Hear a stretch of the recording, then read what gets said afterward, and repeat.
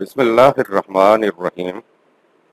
تلخیص دروس القرآن، مطالب الفرقان، سورۃ البقرہ نمبر 2، آیت نمبر 20۔ تفسیر القرآن بالقرآن از علامہ غلام احمد پرویز صاحب۔ اخذ و تلخیص محمد اکبر دکشت بھاردواج۔ نظر ثانی doctor Inam ul-Haq, M Phil P H D Islamic studies. سورۃ البقرہ آیت نمبر 20۔ يكاد البرق يخطف أبصارهم كلما أضاء لهم مشوا فيه وإذا أظلم عليهم قاموا ولو شاء الله لذهب بسمعهم وأبصارهم إن الله على كل شيء قدير۔ بجلی کی چمک سے ان کی حالت یہ ہو رہی ہے کہ گویا چمک ان کی بصارت اچک لے جائے گی۔ کان اور آنکھ دونوں بند کر لیتے ہیں۔ جب ذرا چلنے کے قابل روشنی انہیں محسوس ہوتی ہے تو کچھ دور چل لیتے ہیں، اور جب اندھیرا چھا جاتا ہے تو کھڑے ہو جاتے ہیں۔ اگر اللہ کی مشیت پہلے سے یہ طے پا چکی ہوتی کہ اس قسم کی روش اختیار کرنے والوں کی سماعت و بصارت سلب کر لی جائیں تو ہم ان کی سماعت و بصارت دونوں کو سلب کر لیتے۔ ہم نے ایسا نہیں کیا کیونکہ یہ ہماری مشیت میں نہیں تھا۔ ہم نے یقیناً ہر شے اور بات کے لیے اندازے اور پیمانے پہلے سے مقرر کیے ہوئے ہیں۔ خطف، اچک کر لے جانا، یہ دوسری محسوس مثال ہے۔ عقل پر بھروسہ کرنے والوں کو جب عقل نے بتایا کہ آنکھیں اور کان بند کر لینے سے تم تباہی سے بچ جاؤ گے تو انہوں نے عقل کی عادات میں ایسا کر لیا۔ عقل کل حقیقت کو نہیں دیکھ سکتی، اس لیے صرف چند راستوں کی طرف رہنمائی کر سکتی ہے، اور ضروری نہیں کہ وہ راستے ٹھیک بھی ہوں۔ خدا کے قانون نے تو انسانوں کو چاروں طرف سے گھیرا ہوا ہے اور اس کی کل پر نگاہ ہے، اس لیے تباہی کسی راستے سے بھی آ سکتی ہے۔ عقل کی رہنمائی تو انسان کو چند فاصلے تک غلط یا صحیح راستہ بتا سکتی ہے، پھر رکنا پڑے گا۔ اگر سفر مسلسل ٹھیک ٹھیک منزل کی طرف کرنا ہے تاکہ دنیاوی و آخرت کی زندگیوں کی کامرانیاں حاصل ہوں تو وحی کی روشنی کی طرف آؤ، اس کے علاوہ اور کوئی راستہ نہیں۔ محدود عقل کل کے متعلق فیصلہ نہیں کر سکتی۔ کل کے متعلق فیصلہ صرف خدا کی ذات کر سکتی ہے جس کی کل پر نگاہ ہے۔ آیت نمبر 21۔ يا أيها الناس اعبدوا ربكم الذي خلقكم والذين من قبلكم لعلكم تتقون۔ اے انسانوں، اپنے نشو و نما دینے والے کے قوانین کی اطاعت کرو جس نے تم کو اور تمہارے آباء و اجداد کو پیدا کیا تاکہ تم محتاط انداز میں خطرات سے محفوظ زندگی بسر کر سکو۔ خلق، کسی چیز کو بنانے یا کاٹنے کے لیے اس کو ماپنا، اس کا اندازہ لگانا، اس کے تناسب و توازن کو دیکھنا، ایک چیز کو دوسری چیز کی مدد سے بنانا، اس کے حشو و زوائد کو دور کرنا، اور پھر اسے اندازے اور پیمانے کے مطابق اس طرح بنانا کہ اس کا توازن و تناسب درست رہے۔ بالفاظ دیگر مختلف عناصر کو نئی نئی ترتیبیں دے کر ان سے اور چیزیں پیدا کرتے چلے جانا خلق ہے۔ خالق، پیدا کرنے والا۔ خلق لفظ بھی اسی مادہ سے ہے، یعنی اخلاق میں بھی توازن ہونا چاہیے۔ قرآن الحکیم کی پوری تعلیم نظریہ ربوبیت عالمینی کے گرد گھومتی ہے۔ طبعی ربوبیت۔ قرآن کریم کی ابتدا الحمدللہ رب العالمین سورہ 1 آیت 1 سے ہوتی ہے۔ اگر آپ معلوم کرنا چاہیں کہ قرآن کا عمود کیا ہے، اس کا بنیادی محور کیا ہے، اس کا بنیادی نقطہ کیا ہے، تو وہ ہے ربوبیت عالمینی۔ آپ دیکھیں گے کہ جس تکرار و اسرار سے رب کا تصور دہرایا گیا ہے، کوئی دوسرا تصور اتنا نہیں دہرایا گیا، بلکہ قرآن کے سارے تصورات اس مرکزی نقطہ کے گرد گھومتے ہیں۔ ربوبیت کے معنی ہے کسی شے میں جو کچھ بن جانے کے امکانات ہوں اسے آہستہ آہستہ نشو و نما دے کر وہ کچھ بنا دینا۔ مثلا آم کی گٹھلی کی ربوبیت یہ ہے کہ آہستہ آہستہ نشو و نما پا کر گٹھلی آم کا درخت بن جائے اور پھر اس میں ویسے ہی آم لگ جائے جس سے گٹھلی نکلتی ہے۔ مرغی کے چوزے کی ربوبیت یہ ہے کہ پرورش پا کر چوزہ مرغی بن جائے اور پھر اپنے جیسے چوزے پیدا کرنے لگے۔ انسان کے طبعی جسم کی یعنی انسانی بچے کی ربوبیت یہ ہے کہ بچہ جوان ہو کر بچے پیدا کرنے کا قابل ہو جائے۔ یہ عام کی، یہ مرغی کی اور انسان کی دائرہی سائیکلک ربوبیت ہے، جس میں ایک زندگی ابتدا سے نشو و نما پا کر اپنے جیسا پیدا کرنے کے قابل ہوتی ہے۔ یہ طبعی ربوبیت کی منتہا ہے، اس لیے اس سے آگے طبعی زندگیاں نہیں جا سکتی، لوٹ کر اسی دائرے میں پھر سے آ جاتی ہیں۔ اس دائرہی ربوبیت کے سلسلے کو توالید نو کہتے ہیں۔ ایک انسانی بچہ نشو و نما پاتا ہوا بڑھتا ہے، یہاں تک کہ ایک مقام آ جاتا ہے جب اس میں مزید بڑھوتری ختم ہو جاتی ہے۔ اس مقام پر پہنچنے کے بعد انسان اپنی بالغی کی پرداخت و خبرگیری مینٹیننس کرتا ہے۔ بچے کی منتہا یہ ہے کہ وہ اپنے جیسا بچہ یا بچے پیدا کرنے لگے۔ یہ طبعی ربوبیت کا یعنی طبعی نشو و نما کا تدریسی انداز ہے جسے ہم نے اختیار کیا ہے۔ انسانی جسم کی طبعی ربوبیت کا بنیادی مقصد انسانی ذات کی نشو و نما کرنا ہے۔ غیر مرئی ربوبیت، انسان عبارت ہے طبعی جسم اور غیر مرئی انسانی ذات سے۔ طبعی ربوبیت کا ذکر اوپر آ چکا ہے۔ جس طرح انسانی جسم کی ربوبیت ضروری ہے، اسی طرح انسانی ذات کی ربوبیت بھی نہایت ضروری ہے، بلکہ مقصود بالذات ہے ہی ذات کی ربوبیت۔ طبعی جسم کو انسانی ذات کی ربوبیت کا ایک ذریعہ، سبب یا وسیلہ ہے، مقصود بالذات نہیں ہے۔ طبعی جسم میں رہ کر ہی انسانی ذات کی نشو و نما ہو سکتی ہے، اس لیے ذریعہ کو بھی نظر انداز نہیں کرنا ہے۔ اگر ذریعہ ہی نہیں ہے تو منزل پر کیسے پہنچا جائے گا؟ گھوڑا گاڑی نہیں بھی ہے تو پاؤں بھی تو ذریعہ ہو سکتے ہیں۔ لہذا جسم کا صحت مند ہونا، توانا ہونا انسانی ذات کی ربوبیت کے لیے نہایت ضروری ہے۔ رہی انسانی ذات کی ربوبیت تو اس کی کوئی حد اور انتہا نہیں ہے۔ طبعی ربوبیت میں تو ایک مقام آ جاتا ہے جب طبعی ربوبیت مکمل ہو جاتی ہے، لیکن انسانی ذات کی ربوبیت کا نقطہ تکمیل کبھی نہیں آتا، یعنی انسانی ذات دائرہی سائیکلک انداز میں پھر سے ایک ابتدا نہیں لیتی۔ انسانی ذات یا انسانی زندگی کی ربوبیت بے حدود و قیود ہے۔ طبعی جسم میں تو یوں کہیے کہ اس کی ابتدا ہوتی ہے یا آگے سفر کرنے کے قابل ہوتی ہے۔ یہ جو زندگیوں کے طبعی جسم کی ربوبیت اور انسانی ذات کی ربوبیت ہے، یہ ہے ربوبیت عالمینی۔ خدا کو پوری نوع انسانی کی ربوبیت مطلوب ہے۔ اب ہمارے سامنے ربوبیت عالمینی کا مفہوم آ گیا کہ یہ پوری نوع انسانی کی ربوبیت ہے۔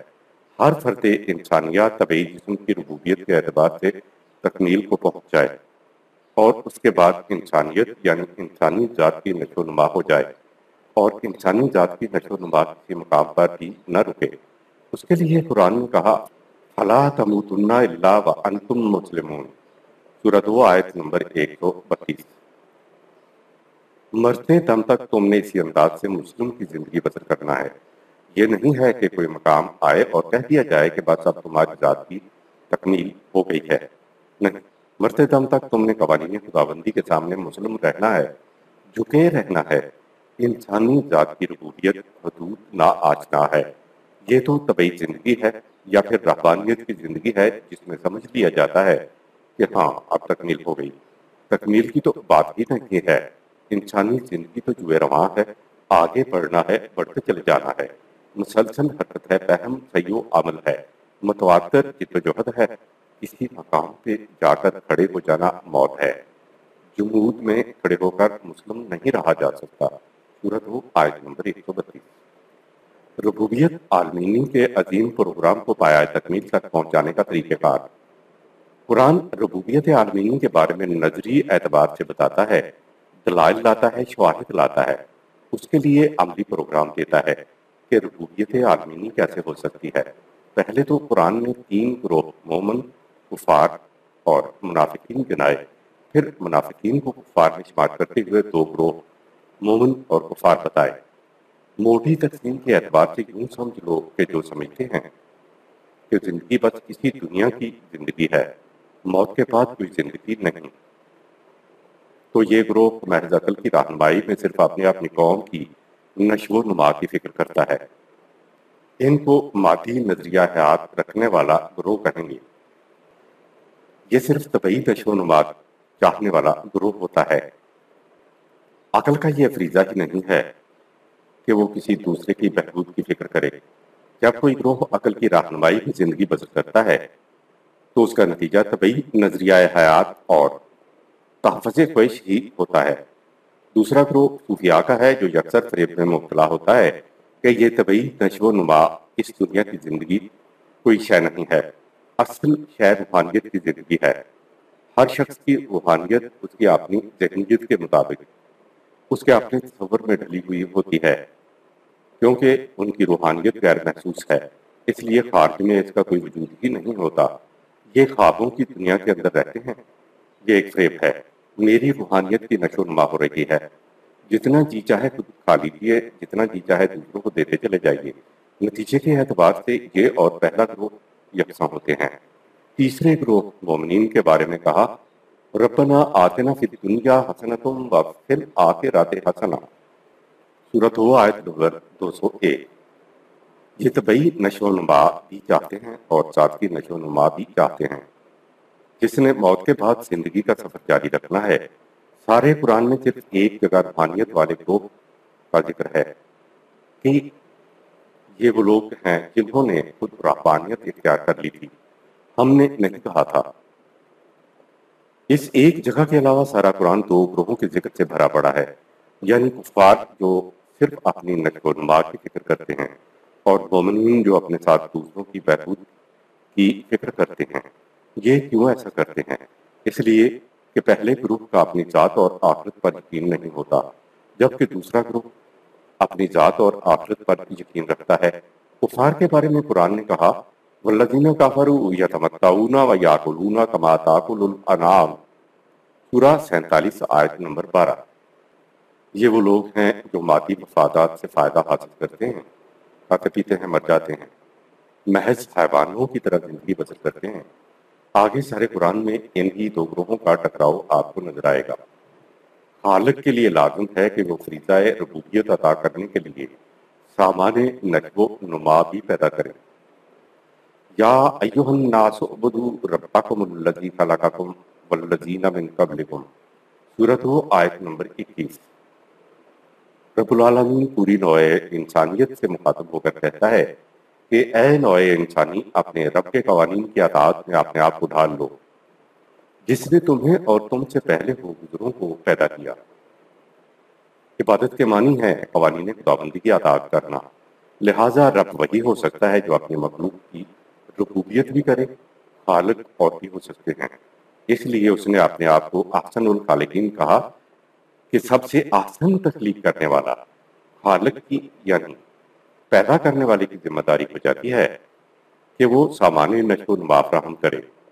ربوبیت میں تسلسل نہایت ضروری ہے۔ اگر درمیان میں انقطاع آ جاتا تو ہم آج نہ ہوتے۔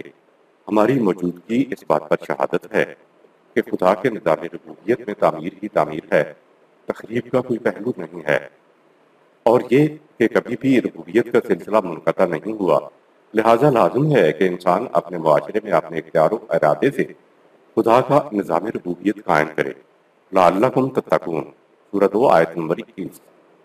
کہہ کر عبادت کی قوانین خداوندی کی اطاعت کی حکمت بتائی کہ تاکہ تم تخریب سے بچ جاؤ، تاکہ تم سفر زندگی میں خطرناک گھاٹیوں سے بچ جاؤ۔ قرآن نے عبادت خداوندی کو انسانی ذہن پر نہیں چھوڑا کہ رسومات عبادات بچا لائے اور اپنے ذہن میں سمجھ لیا کہ خدا کی عبادت کر لی۔ اگر عبادت کرنے والی قوم تقریب کا شکار ہے، سفر زندگی آسودہ انداز میں طے نہیں ہو رہا ہے، تو یہ اس بات کی شہادت ہے کہ وہ قوم عبادت خداوندی کا فریضہ ادا نہیں کر رہی۔ آیت نمبر 22۔ الذي جعل لكم الأرض فراشا والسماء بناء وأنزل من السماء ماء فأخرج به من الثمرات رزقا لكم فلا تجعلوا لله أندادا وأنتم تعلمون۔ اس کے قوانین کی اطاعت کرو جس نے تمہارے لیے زمین کو پھیلا کر رہنے کے قابل بنا دیا اور آسمان کو محفوظ چھت بنایا اور بادلوں سے پانی برسایا اور اس پانی سے تمہارے رزق کے لیے فصلیں پیدا کی، تو خدا کا شریک مت ٹھہراؤ، اور تم خوب جانتے ہو کہ خدا کا کوئی شریک نہیں ہے۔ فراشن فرش کے معنی ہے ہموار اور پر آسائش بچھونا، نیز پھیلانا بھی اس کے معنی ہے۔ سماء بلندی، ہر وہ چیز جو ہمارے اوپر چھائی ہوئی ہو سما ہے، چھت بھی سما کہلاتی ہے۔ نیز بادل بھی، اس کی الٹ ارض ہے یعنی پستی۔ اندادن ند شریک ہمسر مد مقابل، بناءً عمارت، یعنی جو چیز بھی تعمیر کی جائے اس کو بنا کہتے ہیں۔ ماءً پانی، رزق سامان نشو و نما، جعل بنانا، ٹو میک۔ خدا الہ السما ہے تو ساتھ ہی الہ الارض بھی ہے، تو اے انسانوں تم قوانین خداوندی کی اطاعت کرو۔ خدا نے ربوبیت کے لیے سامان کی فراہمی کا انتظام کر رکھا ہے۔ آیات 2/21-22 کے درمیان فل سٹاپ نہیں ہے، دونوں آیات مسلسل چلتی ہیں۔ ان میں بتایا کہ خالق کی ربوبیت نے پیدا ہونے سے پہلے رحم مادر میں تمہاری پرورش کا انتظام کر دیا، اور پھر پیدا ہونے کے بعد اس نے سامان نشو و نما کو زمین میں پھیلا دیا۔ یہ زمین دونوں کام آ رہی ہے، یعنی رہائش کے لیے نہایت عمدہ فرش ہے، اور سامان نشو و نما کے خزانے اس میں بھر دیے گئے ہیں۔ آسمان کی محفوظ چھت اور بارش کا نظام فصلیں اگا کر تمہاری ربوبیت کا فریضہ سر انجام دے رہے ہیں۔ اب امید ہے سمجھ آ گیا ہوگا کہ قرآن نے الناس کہہ کر کیوں مخاطب کیا ہے۔ کسی خاص گروہ کو مخاطب نہیں کیا، بلکہ کافر اور مومن دونوں کے لیے اور ان کے بچوں کے لیے بھی خدا ربوبیت کا فریضہ ادا کر رہا ہے۔ زمین میں اور زمین پر بکھرا خدا کا دسترخوان رزقن لکم ہے، یعنی تم سب نوع انسانی کے لیے لکم مجموعہ ہے لام اور کن کا۔ لام کے معنی ہے فائدہ اور ملکیت۔ جب لام مخلوق کے لیے آئے تو معنی ہوتے ہیں فائدہ اٹھانا، یعنی رزق تم سب کے فائدے کے لیے دیا گیا ہے، اور جب لام خدا کے لیے آئے تو معنی ملکیت کے ہوتے ہیں۔ مثلاً وَلِلَّهِ مَا فِي السَّمَاوَاتِ وَمَا فِي الْأَرْضِ، سورۃ 53 آیت نمبر 31۔ للہ میں لام ملکیت کے لیے آیا ہے، اور معنی ہوں گے جو کچھ آسمانوں اور زمین میں ہے وہ سب اللہ کی ملکیت ہے۔ وَأَنْتُمْ تَعْلَمُونَ، سورۃ 2 آیت 22۔ اور جب تم جانتے ہو کہ سامان چیز کسی کی ملکیت نہیں ہو سکتے، تو پھر خدا کے ہمسر کیوں بناتے ہو، کھینچا تانی کیوں کرتے ہو، سارے انسانوں کی طرف رزق کو کیوں نہیں جانے دیتے، اپنے لیے سمیٹ کیوں لیتے ہو۔ ند کا مفہوم فلا تجعلوا للہ اندادا، سورۃ 2 آیت 22۔ خدا کے ساتھ تم اور انداد نہ بناؤ۔ ند کی جمع انداد ہے۔ اس لفظ میں اس قسم کے برابر کا مفہوم ہے کہ ایک طرف کو کھینچے اور دوسرا دوسری طرف کو کھینچے۔ کہا کہ یہ نہ کرو۔ سامان نشو و نما اس لیے دیا کہ ربوبیت عالمینی ہو جائے۔ جو کچھ ہم نے دیا ہے اس میں ہر بچے کا سامان نشو و نما ہے۔ سامان نشو و نما کی بات کر کے یہ الفاظ اس لیے کہے کہ ہم تو اپنی ربوبیت کے تقاضے کی روح سے سامان نشو و نما کو ہر بچے کی طرف کھینچ رہے ہیں۔ تم کہیں کوئی ایسا نظام یا کوئی ایسا ذریعہ نہ بنا لینا کہ سامان نشو و نما کو اور طرف کھینچ کر لے جاؤ۔ اگر تم نے ایسا انتظام کیا تو یہ خدا کے شریک بنانا ہے۔ ان الفاظ کے معنی یہ نہیں ہے کہ تم بتوں کی پوجا نہ کرو۔ اگر سارے انسان بتوں کی پوجا کرنے لگیں تو خدا کا کیا سنور جائے گا، اور اگر نہ کریں تو اس کا کیا بگڑ جائے گا۔ قرآن انداد کہتا ہے کہ کوئی ایسی بات نہ کرو کہ جدھر ہم سامان ربوبیت کو کھینچ کر لے جانا چاہتے ہیں تم اسے کسی دوسری طرف کھینچ کر لے جاؤ۔ اس کھینچا تانی کو عربی میں ند کہتے ہیں، جس سے قرآن منع کرتا ہے۔ خدا اپنے قانون کی روح سے جس طرف سامان نشو و نما کو لے جانا چاہتا ہے تم اپنے اختیار و ارادے سے اسے کھینچ کر دوسری طرف لے جاؤ گے تو یہ شرک ہوگا۔ انسان کے اختیار و ارادے کے سبب اس کو خود قوانین خداوندی کے مطابق اپنے معاشرے میں نظام ربوبیت کو قائم کرنا ہوگا۔ دیگر اشیاء کائنات میں تو اختیار و ارادہ نہیں ہے، اس لیے وہاں تو نظام ربوبیت از خود جاری و ساری ہے۔ انسان کو اپنے اختیار سے نظام ربوبیت قائم کرنے کے لیے خدا نے وحی کے ذریعے قوانین ادا کر دیے تاکہ انسان کائنات میں از خود جاری و ساری نظام ربوبیت سے اپنے آپ کو ہم آہنگ کر لے۔ انسان مالدار تب ہی بنتا ہے جب وہ دوسروں کے حصے کے سامان نشو و نما کو سمیٹ لیتا ہے۔ ضرورت مندوں کے لیے سامان نشو و نما کو روک لینا کفر ہے، شرک ہے۔ جو کچھ خدا نے پیدا کیا ہے وہ سارا ضرورت مندوں کے لیے یکساں کھلا ہوا ہونا چاہیے۔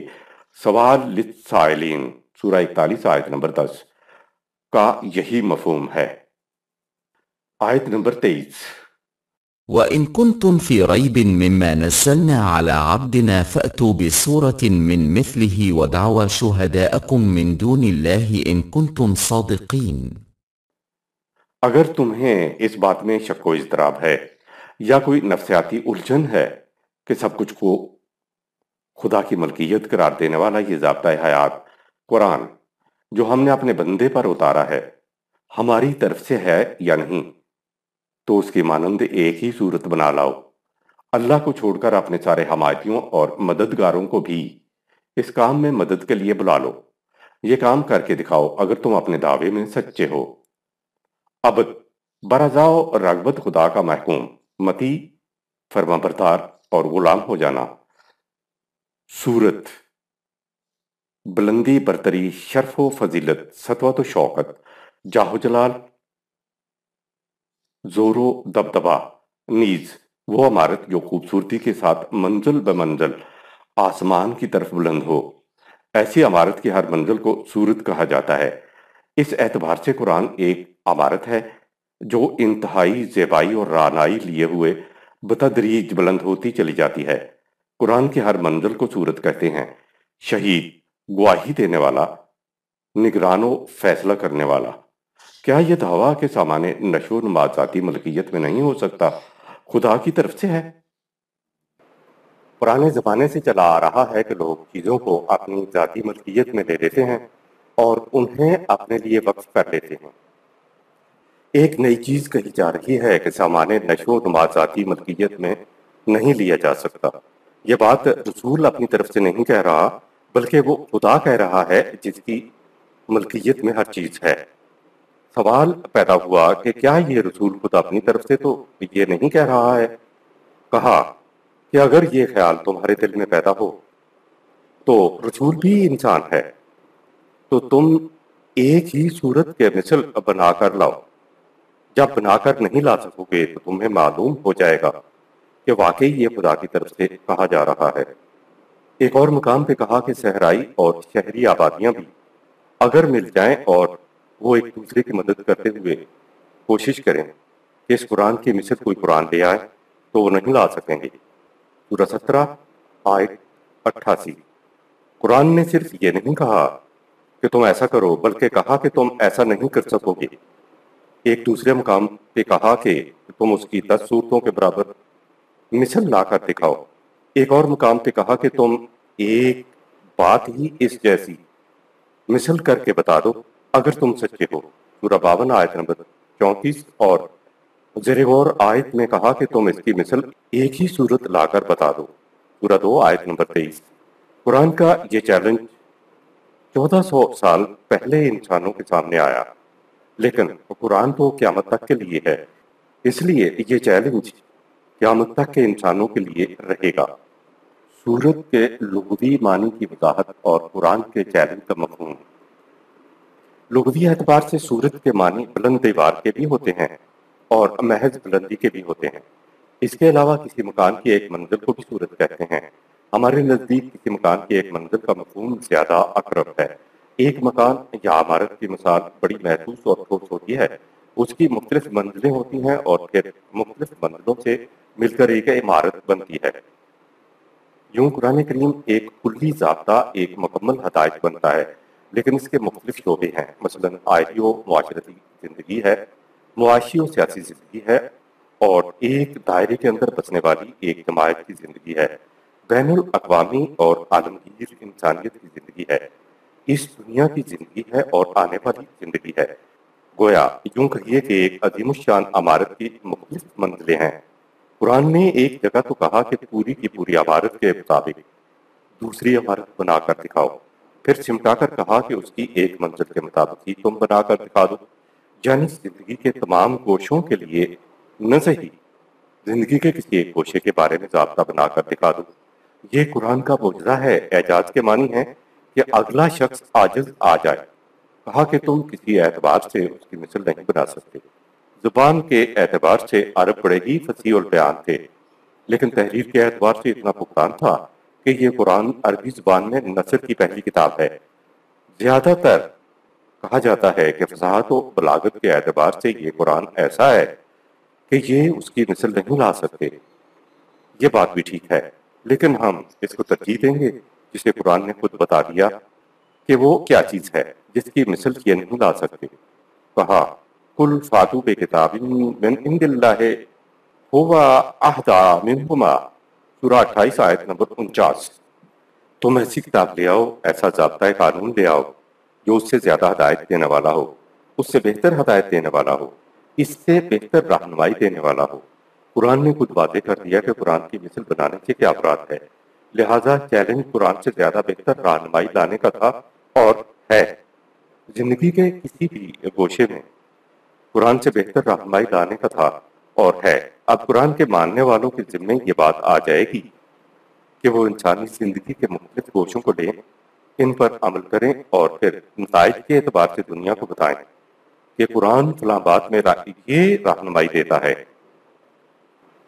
قرآن انسان کو زندگی بتمام ہی مین ایز ہول ہدایت دیتا ہے، لیکن انسان جزوی زندگی بسر کرتا ہے جس کی وجہ سے پریشانیوں، مشکلات اور مصائب کا سامنا کرنا پڑتا ہے۔ اگر قرآن کے مطابق زندگی کو تماماً و کمالاً مین ایز ہول لیا جائے، یعنی زندگی کے ہر گوشے میں قرآن سے رہنمائی لی جائے، تو پریشانیوں، مشکلات اور مصائب کا سامنا نہ کرنا پڑے، اور پھر ہم اس قابل ہو سکتے ہیں کہ دنیا کے سامنے قرآن کا چیلنج پیش کریں، ورنہ ہماری موجودہ حالت پر تو دنیا تو ایک طرف، آسمان کے فرشتے بھی ہنس رہے ہیں۔ من دون اللہ میں ایک باریک نقطہ، من دون اللہ خدا کو چھوڑ کر یا خدا کے سوا ایک صورت بنا کر لاؤ، تو اس سے یہ نقطہ نکلتا ہے کہ اگر خدا ساتھ ہو تو ایسا ہو سکتا ہے۔ اور دوسری بات یہ بھی نکلتی ہے کہ انسان اپنے خود ساختہ نظام ہائے زندگی کے عذاب سے نہیں نکل سکتا۔ وَمَا هُمْ بِخَارِجِينَ مِنَ النَّارِ، سورہ 2 آیت 167۔ من دون اللہ یعنی خدا ساتھ نہ ہو تو یہ خدا کے عذاب سے نہیں نکل سکتے۔ نا امیدی سے نکالنے کے لیے بتایا کہ عذاب سے نکلنے کی ایک ہی صورت ہے کہ تم اپنے نظام میں من دون اللہ نہ کرو، بلکہ اپنے ساتھ خدا کو ملا لو، یعنی اپنے نظام کو خدا کے قوانین کے مطابق قائم کر لو، تو عذاب سے نکل سکو گے، ورنہ اس کے سوا عذاب سے نکلنے کی اور کوئی صورت نہیں۔ 24ویں آیت، فإن لن تفعلوا ولن تفعلوا فاتقوا النار التي وقودها الناس والحجارة أعدت للكافرين۔ پس اگر تم ایک صورت بھی نہ بنا سکو اور سن لو کہ تم ہرگز نہ بنا سکو گے، تو دنیاوی جنگ کی آگ یعنی تباہی اور اخروی النار تباہی سے محتاط رہو، جس کا ایندھن بنیں گے عام لوگ اور ان کے لیڈر، جو کافروں کے لیے ان کے اعمال کے نتیجہ میں تیار کی گئی ہے۔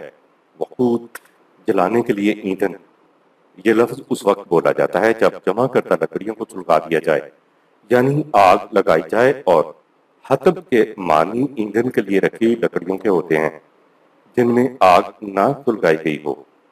قرآن کی صورت کی مثل بنانا ناممکن ہے۔ قرآن کی سورہ یعنی مستقل اقدار پر مبنی ضابطۂ حیات بنانے والے کے لیے ضروری ہے کہ بنانے والا جذبات سے پاک ہو اور اس کی کل حقیقت پر نگاہ ہو۔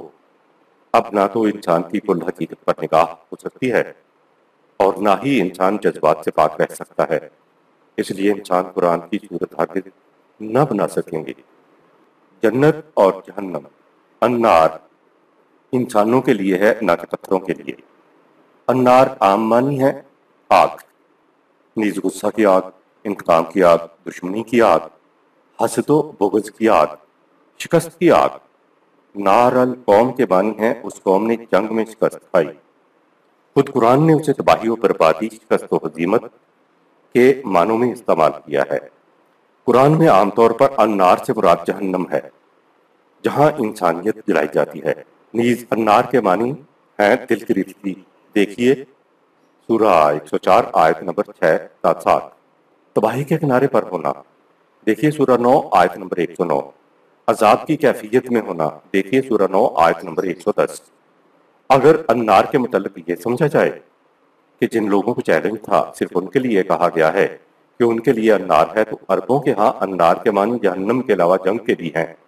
فَاتَّقُوا النَّارَ الَّتِي وَقُودُهَا النَّاسُ وَالْحِجَارَةُ، سورہ 2 آیت نمبر 24 کا عمومی ترجمہ ہے بچوس آگ سے جس کا ایندھن انسان اور پتھر ہیں۔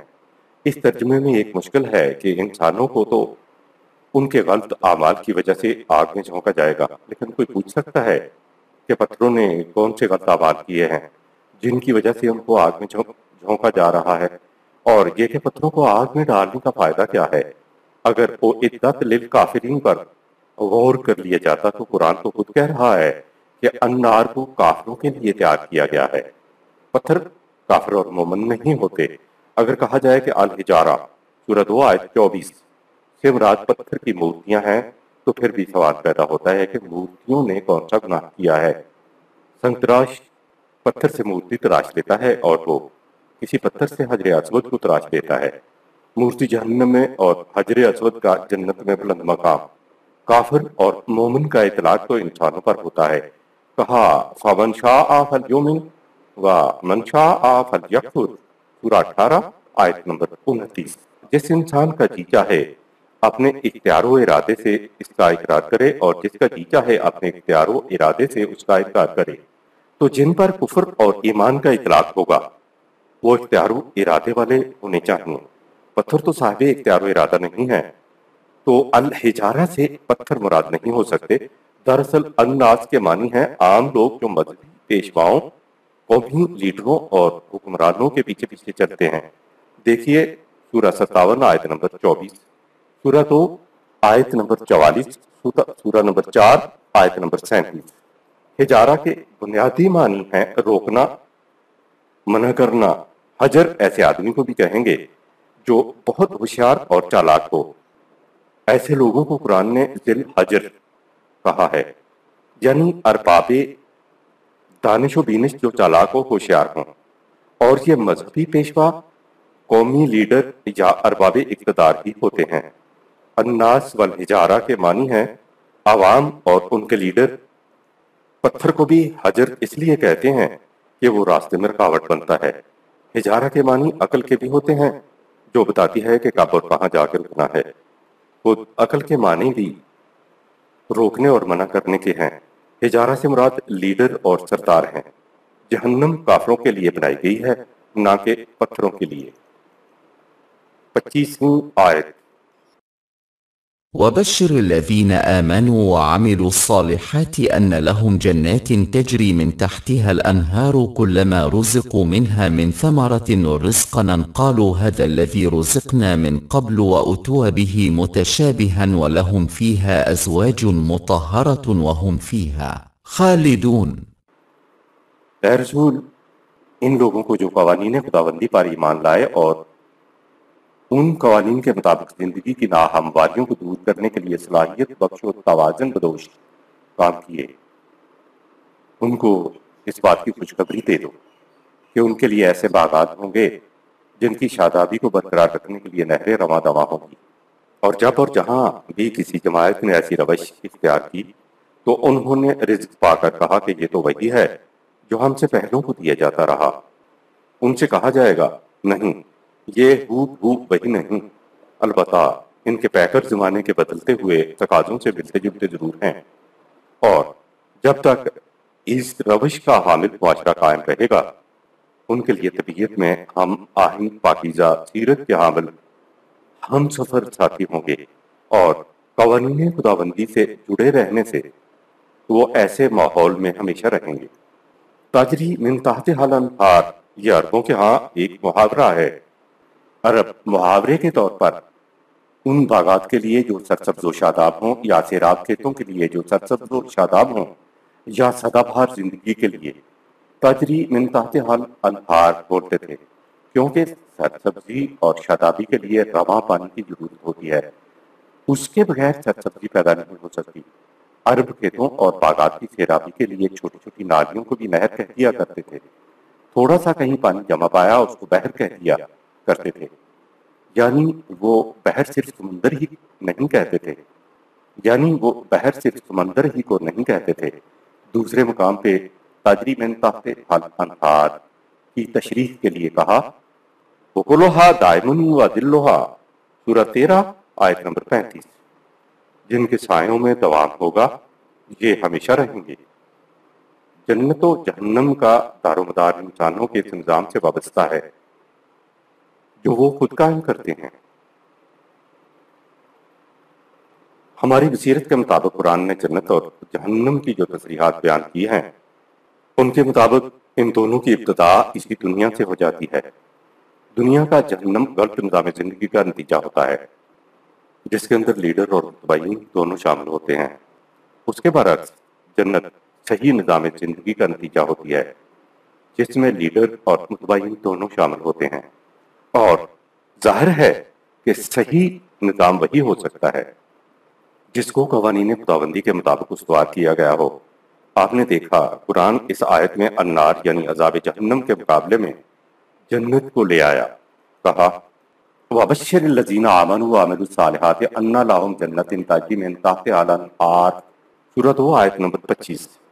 ان لوگوں کو جو قوانین خداوندی پر ایمان لائے اور ان قوانین کے مطابق زندگی کی ناہمواریوں کو دور کرنے کے لیے صلاحیت بخش و توازن بدوش کام کیے، ان کو اس بات کی خوشخبری دے دو کہ ان کے لیے ایسے باغات ہوں گے جن کی شادابی کو برقرار رکھنے کے لیے نہریں رواں دواں ہوں گی۔ جنت کے لیے شرط بتا دی، ایمان اور اعمال صالحہ، یعنی جو قوم ضابطہ خداوندی کے مطابق زندگی بسر کرے گی اس کا نتیجہ اس دنیا میں بھی جنت ہے اور آخرت میں بھی جنت ہے۔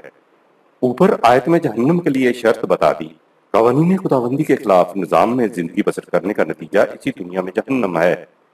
جنت قرآن کریم کی معطل اصطلاح ہے، اس سے سارا قرآن بھرا پڑا ہے۔ لفظ استعمال ہوا ہے جنات، سورہ 2 آیت 25، جو جمع کا صیغہ ہے۔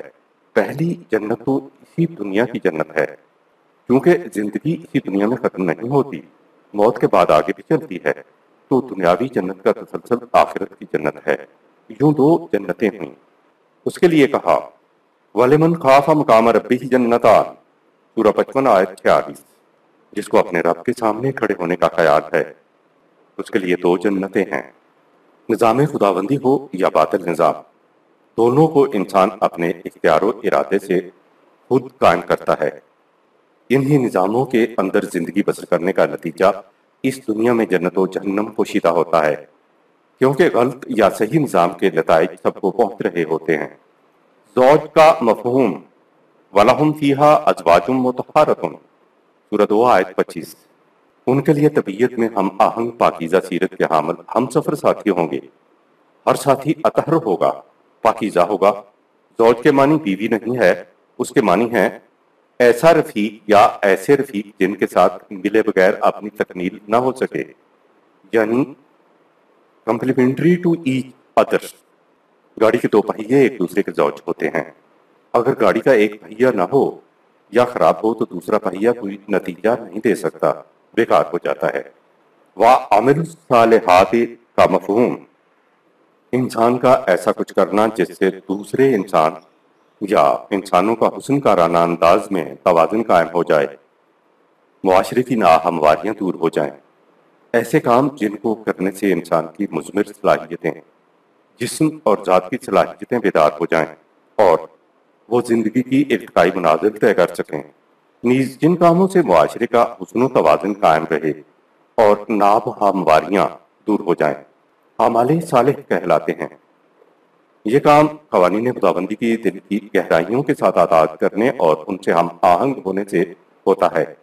انسان کے جن اعمال سے کسی دوسرے انسان کو فائدہ نہ پہنچے وہ اعمال کے زمرے میں تو شامل ہوں گے، لیکن اعمال صالح نہیں ہوں گے، اور جنت ملے گی اعمال صالح کے بدلے میں۔ مذہبی رسومات جن کو ادا کر لینے کے بعد سمجھا یہ جاتا ہے کہ مجھے اس کردہ عمل سے قیامت کے دن فائدہ پہنچے گا، تو ان کا شمار اعمال میں تو ہوگا، لیکن اعمال صالحہ میں ان کا شمار نہیں ہوگا، کیونکہ مذہبی رسومات کے ادا کرنے سے کسی دوسرے انسان کو کوئی فائدہ نہیں پہنچتا۔ ذاتی مفاد کے حامل اعمال کو اعمال صالحہ میں شمار نہیں کیا جا سکتا جب تک بالحق عمل کا فائدہ کسی دوسرے کو نہ پہنچے۔ جنت کا مفہوم، جنت کے معنی ہے چھپا لینا۔ باغ جس کی روئیدگی نے، سرسبزی نے زمین کو ڈھانپ لیا ہو، اس کو بھی عرب جنت کہتے تھے۔ آخرت کی جنت کا ذکر قرآن میں تمثیلی اور تشبیہی انداز میں ہے۔ جنت کسی مقام کا نام نہیں ہے بلکہ کیفیت کا نام ہے۔ سورہ 3 آیت 132، سورہ 57 آیت نمبر 21۔ کوئی انسان اس دنیا کے شعور کی سطح پر اخروی جنت یا جہنم کی حقیقت کو نہیں جان سکتا۔ خدا نے صالح معاشرہ کو ایک سرسبز و شاداب باغ جنت سے اور ان کے اعمال حسنہ کی نتائج کو لذیذ پھلوں سے تشبیہ دی ہے، کیونکہ بلند حقائق کو محسوس تشبیہات سے سمجھا جا سکتا ہے۔ دنیا و آخرت کی جنت میں خدا کا نظام وقت کے بدلتے تقاضوں کے مطابق رزق دے گا۔ کلما رزقوا منہا من ثمرۃ رزقا قالوا ھذا الذی رزقا من قبل واوتوا بہ متشابہا، سورہ 2 آیت 25۔ جب بھی انہیں رزق دیا جائے گا تو وہ کہیں گے یہ تو وہی ہے جو ہم سے پہلوں کو دیا جاتا رہا۔ ان سے کہا جائے گا کہ نہیں، یہ ہبو وہی نہیں ہے، البتہ ان کے پیکر زمانے کے بدلتے ہوئے تقاضوں سے ملتے جلتے ضرور ہیں۔ سب جانتے ہیں کہ زمانہ تو مسلسل چلا جا رہا ہے، 1400 سالوں میں ہر چیز ہر آن زمانے کے تقاضوں کے مطابق بدلتی رہی ہے۔ ایک انسان کی زندگی کے اندر زمانے کے تقاضے حالات کے ساتھ ساتھ بدلتے چلے جاتے ہیں۔ بچوں کا تقاضا دودھ کا ہوتا ہے، کچھ عمر بڑھی تو ٹھوس غذا کی ضرورت ہوتی ہے، یہاں تک کہ دودھ کا تقاضا ایک وقت ختم ہو جاتا ہے اور بچہ ٹھوس غذا پر آ جاتا ہے۔ قرآن یہ کہہ رہا ہے کہ نظام خداوندی کے جس دور کے اندر انسان کو سامان نشو و نما دیا جائے گا تو وہ کہیں گے کہ ایسا سامان نشو و نما تو ہم سے پہلے وہ گزروں کو بھی دیا جاتا رہا تھا۔ ان سے کہا جائے گا کہ نہیں، یہ تمہارے زمانے کے تقاضوں سے ملتا جلتا رزق ہے جو تمہیں دیا جا رہا ہے۔ رزق بہرحال ذریعہ نشو و نما ہے۔ عربی میں رزق اس کو کہتے ہیں جس سے انسان کی جسمانی اور ذاتی صلاحیتیں نشو و نما پائیں، لیکن رزق کے لیے ان کے ہاں 2 شرطیں ہیں کہ وہ بقدر ضرورت ملے اور بر وقت ملے۔ اگر رزق بر وقت اور بقدر ضرورت نہ ملے، وہ عرب اس کو رزق کہتے ہی نہیں۔ 1400 سال پہلے بھی رزق نشو و نما کے کام آتا تھا اور آج بھی اس کا یہی مقصد ہے، لیکن آج رزق کی شکلیں بدلی ہوئی ہیں۔ جنت میں جو رزق دیا جائے گا اس کی شکلیں وقت کے تقاضوں کے مطابق بدلی ہوئی ہوں گی، لیکن رزق کا مقصد نشو و نما ہی ہوگا۔ یہ بات یاد رہے کہ طبعی زندگی کی جس قدر آسائشوں کی آرائشوں کی ضرورت ہے وہ سب اس دنیا کی جنت میں آ جاتی ہیں، لیکن جن چیزوں کا نام لے کر ذکر کیا گیا ہے وہ ہیں جو قرآن کے اولین مخاطب عرب قوم کی نگاہوں میں زندگی کی خوشگواریاں، سرفرازیاں، شادابیاں اور سیرابیاں تھیں۔ مثلاً ٹھنڈے صاف پانی کے چشمے، باغات، پھلوں سے لدے ہوئے درخت، وہ پھل ایسے کہ جو ہر ایک کی جھولی میں آ جائیں، پرندوں کے گوشت، آب رواں کے کنارے صوفے بچھے ہوئے قالین، حریر و اطلس کے پردے، چاندی سونے کے ظروف۔ یہ تمام چیزیں ایسی ہیں جو عام طور پر زندگی کی آسائشیں گنی جاتی ہیں، اور خاص طور پر اولین مخاطب قوم کے نزدیک تو یہ زندگی کی آسائشوں کی گویا معراج تھی۔ جن چیزوں کا قرآن میں ذکر آیا ہے وہ اخروی جنت میں بائی نہیں، یہی چیزیں نہیں ملیں گی۔ یہ بات تو قرآن نے یہ کہہ کر صاف کر دی کہ وَأُوتُوا بِهِ مُتَشَابِهًا، ہر دور میں ملتی جلتی چیزیں ہر زمانے کے تقاضوں کے مطابق دی جائیں گی۔ اگر اس زمانے میں آج کی آسائشوں کا ذکر کیا جاتا تو ان کی سمجھ میں بات نہ آتی کہ قرآن کیا کہہ رہا ہے۔ جہاں تک اخروی زندگی کی جنت اور جہنم کا تعلق ہے تو ہم زندگی کے موجودہ شعور کی بنیاد پر سمجھ نہیں سکتے، اس لیے قرآن نے اخروی جنت اور جہنم کو تمثیلی انداز میں بیان کیا ہے۔ جنتی زندگی کی جن چیزوں کا ذکر کیا گیا ہے وہ اخروی زندگی میں طبعی زندگی کی چیزوں کے بائنہ ہی نہیں ملے گی۔ قرآن نے خود کہہ دیا کہ مثل الجنت التی وعد المتقون، سورہ 13 آیت نمبر 35۔ جس جنت کا وعدہ متقیوں سے کیا جاتا ہے، اس کی مثال کو یوں سمجھو، آگے ہے تجری من تحتہا الانہار اکلھا دائم و ذلھا، سورہ 13 آیت نمبر 35۔ یہ حقیقی نہیں، تمثیلی بیان ہے۔ دوسرے مقام پہ ہے مثل الجنة التي وعد المتقون فيها أنهار من ماء غير آسن وأنهار من لبن لن يتغير طعمه وأنهار من خمر لذة للشاربين۔ سورہ 47 آیت نمبر 15۔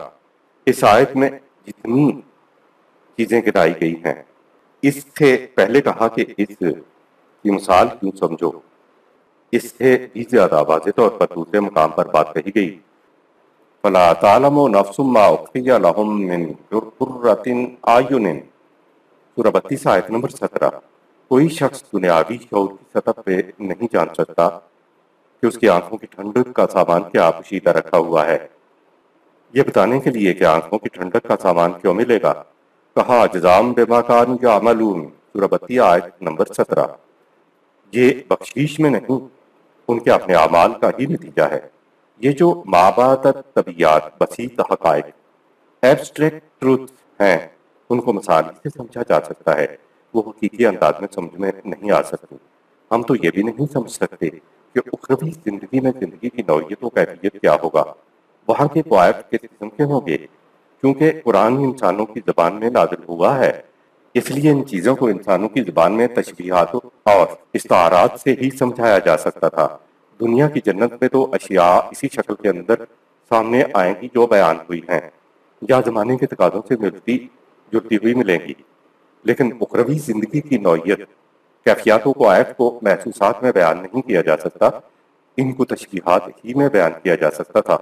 غالب کا شعر ہے، ہر چند ہو مشاہدہ حق کی گفتگو، بنتی نہیں ہے وعدہ و ساغر کہے بغیر۔